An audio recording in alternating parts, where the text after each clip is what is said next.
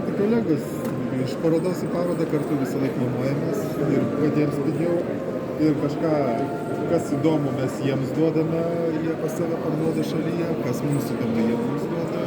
Žinai, pas mus toks pasaulis pakankamai uždaras. Visi vieni kitus pažįsta.